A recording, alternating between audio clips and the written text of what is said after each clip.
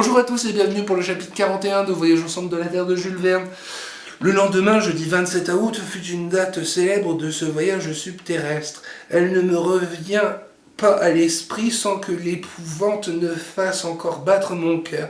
À partir de ce moment, notre raison, notre jugement, notre ingéniosité n'ont plus voix au chapitre et nous allons devenir le jouet des phénomènes de la Terre.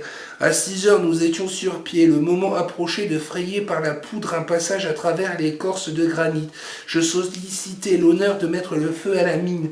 Cela fait, je devais rejoindre mes compagnons sur le radeau qui n'avait point été déchargé, puis nous prendrions du large afin de parer au danger de l'explosion, dont les effets pouvaient ne pas se concentrer à l'intérieur du massif.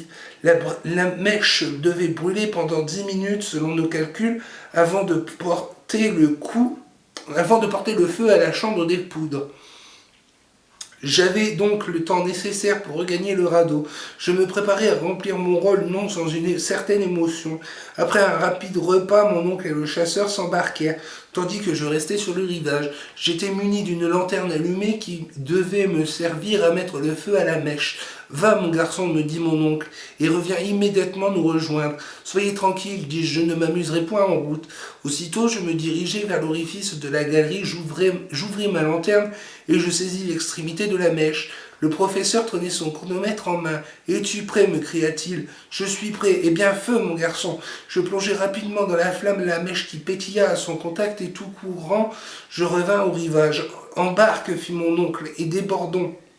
Hans, d'une vigoureuse poussée, nous rejeta en mer. Le radeau s'éloigna d'une vingtaine de toises. C'était un moment palpitant. Le professeur suivait de l'œil l'aiguille du chronomètre. « Encore 5 minutes, disait-il. Encore 4, encore 3. » Mon pouls battait des demi-secondes. Encore 2. 1. Croulée, montagne de granit. Que se passa-t-il alors? Le bruit de la détonation, je crois que je ne l'entendis pas, mais la forme des rochers se modifia subitement à mes regards.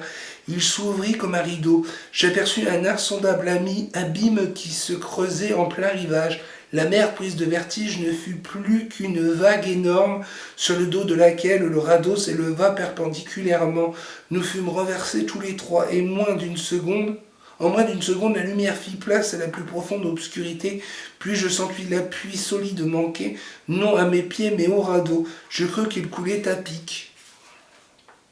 Il n'en était rien. J'aurais voulu adresser la parole à mon oncle, mais le mugissement des eaux l'eût empêché de m'entendre. Malgré les ténèbres, le bruit, la surprise, l'émotion, je compris ce qui venait de se passer. Au-delà du roc qui venait de sauter, il existait une abîme. L'explosion avait déterminé une sorte de tremblement de terre dans ce sol coupé de fissures. Le gouffre s'était ouvert et la mer, changée en torrent, nous y entraînait avec elle. Je me suis senti perdu. 1 heure, 2 heures, que sais-je, se passait ainsi. Nous nous serrions les coudes, nous nous tenions les mains afin de n'être pas précipités hors du radeau. Des chocs d'une extrême violence se produisaient quand ils heurtaient la muraille. Cependant, ces heurts étaient rares, d'où je conclus que la galerie s'élargissait considérablement. C'était, à n'en pas douter, le chemin de Saknussemm. Mais au lieu de le descendre seul, nous avions par notre imprudence entraîné toute une mer avec nous. Ces idées, on le comprend, se présentèrent à mon esprit sous une forme vague et obscure. Je les associais difficilement pendant que cette course vertigineuse qui ressemblait à une chute, à en juger par l'air qui me fouettait le visage, elle devait surpasser celle des trains les plus rapides. Allumer une torche dans ces conditions était donc impossible, et notre dernier appareil électrique avait été brisé au moment de l'explosion. Je fus donc fort surpris de voir une lumière briller tout à coup près de moi. La figure calme de Hans s'éclaira. L'adroit chasseur était parvenu à allumer sa lanterne, et bien que sa flamme vacillât à s'éteindre, elle jeta quelques lueurs dans l'épouvantable obscurité. La galerie était large, j'avais eu raison de la juger telle. L'insuffisante lumière ne nous permettait pas d'apercevoir ces 2 murailles à la fois. La pente des eaux qui nous emportait dépassait celle des plus insurmontables rapides de l'Amérique. Leur surface semblait faite d'un faisceau de flèches liquides décochées avec une extrême puissance. Je ne puis rendre mon impression par une comparaison plus juste. Le radeau, pris par certains remous, filait parfois en tournoyant.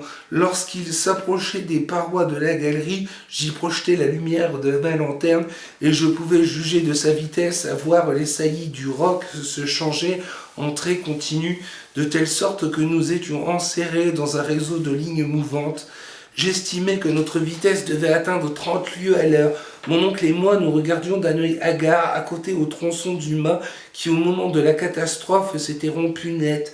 Nous tournions le dos à l'air afin de ne pas être étouffés par la rapidité d'un mouvement que nulle puissance humaine ne pouvait enrayer. Cependant, les heures s'écoulaient, la situation ne changeait pas, mais un incident vint la compliquer. En cherchant à mettre un peu d'ordre dans la cargaison, je vis que la plus grande partie des objets embarqués avait disparu au moment de l'explosion lorsque la mer nous assaillit si violemment.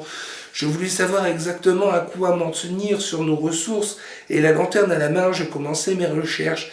De nos instruments, il ne restait plus que la boussole et le chronomètre. Les échelles et les cordes se réduisaient à un bout de câble enroulé autour du tronçon du mât, pas une pioche, pas un pic, pas un marteau, et malheur irréparable, nous n'avions de vivre que pour un jour. Je fouillais les interstices du radeau, les moindres coins formés par les poutres, et la jointure des planches, rien. Nos provisions consistaient uniquement en un morceau de viande sèche et quelques biscuits. Je regardais d'un air stupide, je ne voulais comprendre. Et cependant, de quel danger me préoccupais-je? Quand les vivres eussent été suffisants pour des mois, pour des années, comment sortir des abîmes où nous entraînait cet irrésistible torrent? À quoi bon craindre les tortures de la faim quand la mort s'offrait déjà sans tant d'autres formes? Mourir d'inanition, est-ce que nous en aurions le temps? Pourtant, par une inexplicable bizarrerie de l'imaginaire, j'oubliais le péril immédiat par les menaces de l'avenir qui m'apparurent dans toute leur horreur. D'ailleurs, peut-être pourrions-nous échapper aux fureurs du torrent et revenir à la surface du globe. Comment, je l'ignore, où, qu'importe. Une chance sur 1000 est toujours une chance, tandis que la mort par la faim ne nous laissait d'espoir dans aucune proportion, si petite qu'elle fût. La pensée me vint de tout dire à mon oncle, de lui montrer à quel dénuement nous étions réduits et de faire l'exact calcul du temps qui nous restait à vivre.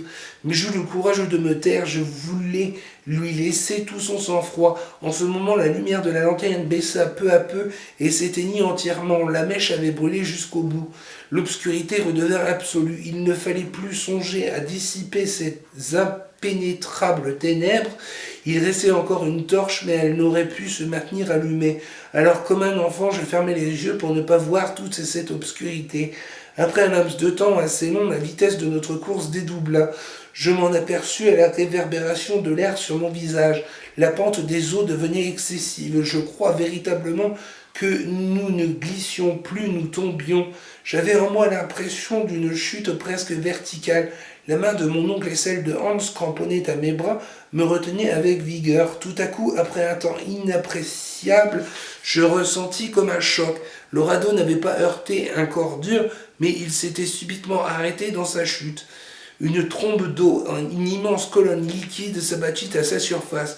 Je fus suffoqué, je me noyai. Cependant, cette inondation soudaine ne dura pas. En quelques secondes, je me retrouvai à l'air libre que j'aspirais à plein poumon. Mon oncle et Hans me serraient le bras à le briser et le radeau nous portait encore tous trois.